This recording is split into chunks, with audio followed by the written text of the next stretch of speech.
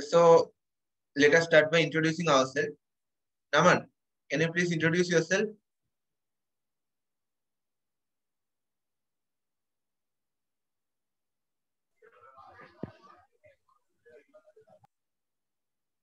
Naman, can you hear me?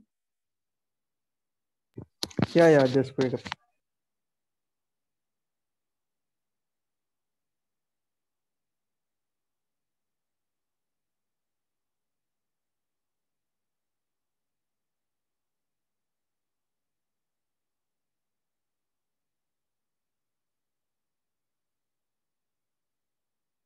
Yeah, I can hear you. Yeah, can you please introduce yourself? Hello everyone, my name is Naman S. I am currently a student. Thank you.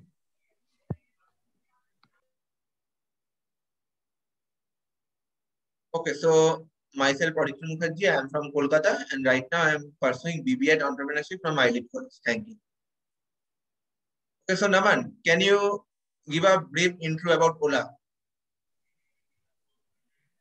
OLA is a cab service company which operates mostly in India, but trying to expand its arms into the international market. They're currently exploring the international market, but and they are present in Australia, New Zealand, and UK, according to the video which we saw.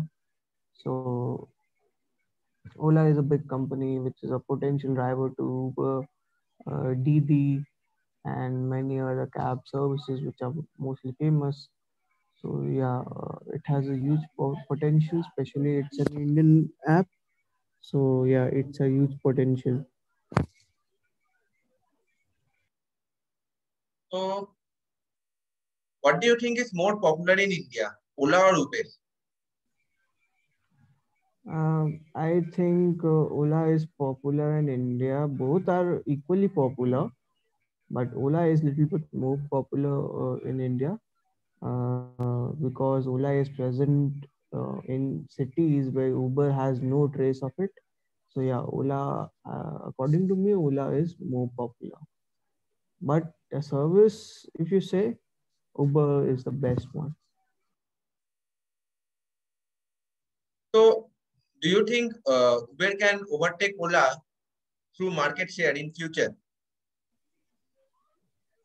Obviously, yes, if Ola does not improve its service, so Can there you is speak a one. bit louder? Your voice is a little bit low. Yeah, so if Ola uh, did not improve its service and did not, woo customers, it would be a massive hit for the organization. The thing is here in the Ola, which we see, uh, the thing is in Ola, the problem which we saw is because of the customer service compared to the Uber. Uber has a more definitive, very much more customer focused, but Ola is little bit less customer focused. Even though the video also cleared that Ola is little bit more less customer focused. And the second thing is, even though being an Indian app, the thing is, I want to tell some of my theories here.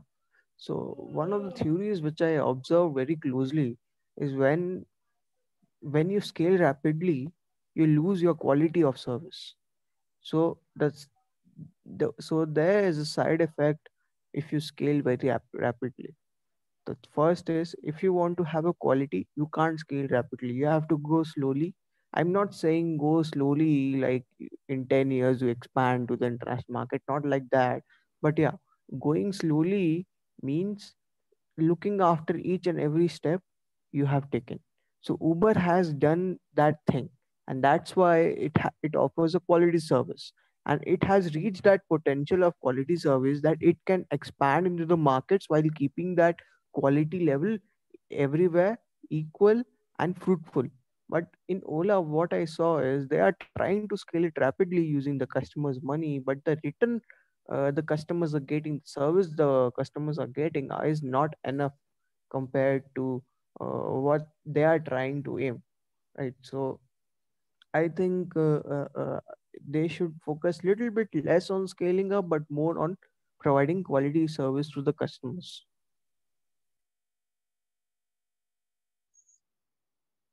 Okay, so do you think in future people would stop buying cars and just book Ola or Uber straight away? The thing is, we live in a developing nation. So, and the Can you speak second a thing bit is, louder, Naman? yeah. So the thing here is, which is acted upon, is that we live in a developing nation, and here the social status matters more than the person itself. The what person feels, what he wants to do. It's not like he will guide his own life. The society guides the life in India. So the problem is, if you compare India with other some other developed nations, you will see that majority of the people who are, rich middle class or higher than what the average earnings of a family is, they always use public transport, right? The first thing is because of the what we saw is because of the, you can see it's very clear here in Bengaluru or in Mumbai, the traffic load is very high. That is because more people want to own cars because they want to have a social status, that's why. But in London and the UK and many other things, they use underground, they use the metro, they use the subways to go from one place to another. And the people, they know that if I can save money by going with a shared pool or in a bus or in subway, they will reach the destination faster. And it will be and there will be null maintenance, there will be zero maintenance. Because you need, suppose if you want to own a car, you have to have a park and you have to have a proper maintenance, you have to maintain that car, you have to have petrol, diesel. So yeah, most of the people in developed countries, those middle class people, they prefer to use public transport rather than going and buying a car, right? But if you travel long distances, it's buying a car is the more convenient option. Because yeah, sometimes when you go with the subway, suppose the destination takes 30 minutes to reach by a car. Sometimes if there's like 3 or 4 subway lines you have to change, so it will take around 1 hour 30 minutes. So it depends, but mostly they use public transport in out, because they don't have that level of social status they want. Because in India, we society, because we are planned and we are framed by the society that money matters and etc etc, having a car, having a good home uh, is uh, is is a requirement for a success, a full man or a woman. So yeah, this has to stop, and I think it's slowly coming down if you see in Bengaluru and Mumbai. So yeah. Okay, so do you think in order to become a successful entrepreneur, you need to learn coding? Is it necessary to learn coding to start a business, especially online business? Mm, I don't think so. You need to learn coding, but you should know how to write an algorithm. That's the thing which I say, because coding is different and writing algorithms are different, right? Algorithm is like you are how to analyze, how to take steps. And as the days goes up by, technology is becoming more and more inherited by most of the businesses and companies. So you have to understand technology in order to solve business problems, right? Complex business problems.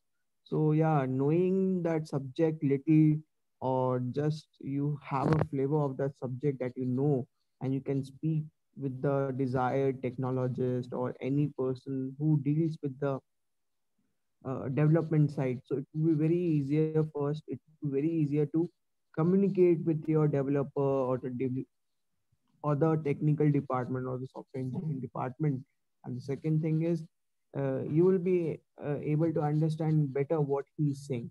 So obviously you should know the gist. And I have seen most of the courses and the degrees, and especially the undergraduate degrees, they tend to include some of the information technology part in your program. So yeah, technology is the future, and you have to know how it works so that you have a full understanding, and it would not cause you any trouble.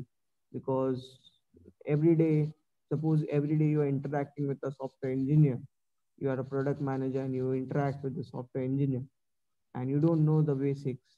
So if the software engineer tells wrong or right, how will you judge his results, his proceedings, right? So you need to know at least some of the basic skills. So, do you think it is possible for everyone to learn coding? Because coding requires a lot of practice and it's not that easy. So, do you think it's possible for everyone to learn coding? Now, see, the thing is, we are very much getting confused what is coding and what is computational thinking, right? So there are many different terms which we can arrange here. Coding refers to the technical side of writing of computational thinking. It's like uh, we have certain languages like Python, Java. You need to know how to write in that language. That is coding.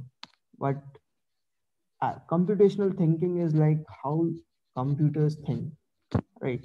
And how you execute a program or how you execute an algorithm, right? Algorithm is nothing more just steps, right? So sometimes you have observed a flow chart, like first, even though we have algorithms in our daily life, right? Suppose your mother instructs you to clean your dishes, right? So what you will do? The first step, you will take that dish, that utensil, you will clean it with water. Second step, you will take soap, you will apply it on a sponge, then you will clean it, clean the utensil with soap. Then the third step is you open your tap, you clean your utensil, and then keep in the rack, right? So this is a process. This is known as algorithm. This is just simple. I've explained you in one go what is algorithm, right? So these are the steps. So you need to know a little bit of computational thinking and how do you write basic algorithms and execution problems. So it's very easy to understand what the thing. You don't need to know coding, but you need to know computational thinking, how a computer works, how a computer thinks, right? So those are the basic fundamentals everybody can learn. Yeah. Okay, so nowadays there are many colleges, especially the IIT and IIM. What they are doing is they are promoting entrepreneurship a lot. So, why do you think entrepreneurship is now being promoted in such a huge way in India?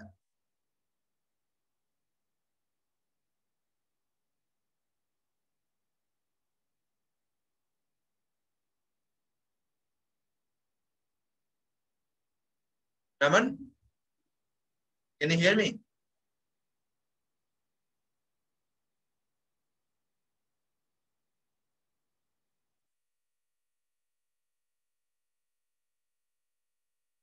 Raman, you're not audible.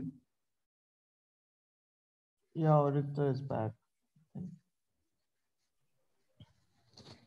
Naman, can you hear me? Yeah, I can hear you now. Yeah, so my question was, why do you think entrepreneurship is promoted in such a huge way in India? Um, so let's dive into the broader aspect why entrepreneurship is being promoted in India. First of all, India is a developing country, right? Its economy, obviously, it's said to be the fifth largest, sixth largest. But according to the size, the population, it's a developing country, right? You know, China also takes its claim as a developing country, but it's not. So India is a developing country. Second thing comes is the population factor. We have 1.2 billion people, and most of them are young, right? So the majority part are the young people who are in mid 20s or mid 30s. So the thing is, India has a huge workforce and a very high level of unemployment. The third thing is We need to promote more free markets, and we need to promote capitalism, so that people get more and more jobs.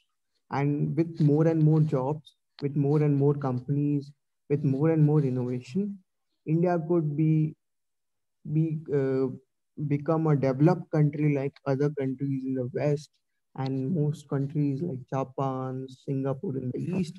So the thing is, the aim is to have a stand in India, and to eliminate, I would not say eliminate poverty, because poverty can't be eliminated, but I would say to reduce poverty at such a point that it could be negligible, right? So that's the thing. We should promote meritocracy. Obviously, it has its pros and cons, the free market, the capitalism. It's all economic terms, but yeah, to promote meritocracy, to promote capitalism, and promote free markets. That's more required if you want to boost entrepreneurship in India, to boost the brights and youngest brains. And what we have seen in US, the US is known as the hub of startups, the hub of big companies, and you will see the majority of the companies which are widely successful, and Indian was the backbone of that company, or that Indian has founded that company. Let's take Berkshire Hathaway. Even though we say Warren Buffett, but we don't know that one Indian is the successor of Berkshire Hathaway. We don't know that, but most of them, very little people know that the successor of Warren Buffett is an Indian, and he managed Berkshire, you know, for many years. So we have seen so many examples here. Intel, you can say Intel, and we have seen so many growth. The thing is, to become a developed country, India has to promote entrepreneurship. To increase its gross domestic product, India has to do that, right? To sustain. And that's the thing which I hope India will be a developed country, right? Thank you. So, do you think it is possible for everyone to become an entrepreneur? No, it's not possible to become an entrepreneur, because entrepreneur has a different meaning, businessman has a different meaning, industrialist has a different meaning, and a specialist has a different meaning.